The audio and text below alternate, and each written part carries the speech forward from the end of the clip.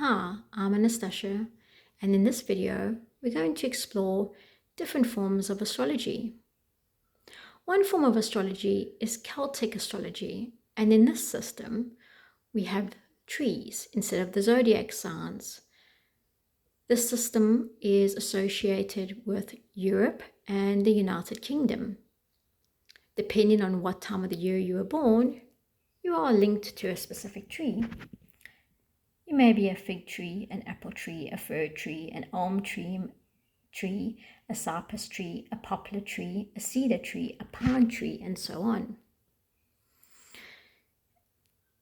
There has been a great deal of archaeological digging and historical research in whether this system actually was used by the ancient people of those lands. Nothing has been proven as of yet. However, there is no doubt that the people of those lands had a deep respect and honored their relationship with the trees. So even though this is more of a modern form of astrology that was developed in the 20th century, it can be a fun way to explore astrology if you have a deep affinity towards trees.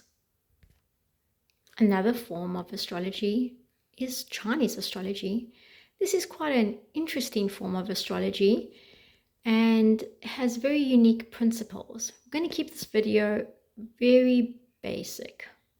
Generally though, you would have an hour sign, a day sign, a month sign, and a year sign. In common culture, we often talk about the year sign that one was born in. So for example, you might say, I'm a tiger, and you might find out your friend is a rooster, for example. The Chinese zodiac year begins in February and continues into the following year of February. So we have the dragon, the snake, the horse, the goat, the monkey, the rooster, the dog, the boar or the pig, the rat, the ox, the tiger, the rabbit. In addition to these animals, there are also the 5 elements. So you may be a fire horse or a wood rat. You may be a water rooster, a metal monkey, and so on. It's really a very different way of understanding astrology. And of course, there's also earth. You might be an earth snake. Each element also has yang and yin aspect to it, and it's a different form of astrology to explore and has its own benefits to go into. Another form of astrology that we don't hear much about in this time is Egyptian astrology. Egyptian astrology makes use of the fixed stars. It had a very good application in the time of the Egyptians, and there's a lot more to this form of astrology than we're going to explore in this simple video. Each sign was further divided into decans, and it had a great reverence for respecting the idea that there is the afterlife. And then there is Arabic astrology. Now, Arabic astrology was used in areas including Egypt, North Africa, what we know today as Iran, parts of Iraq, and so on.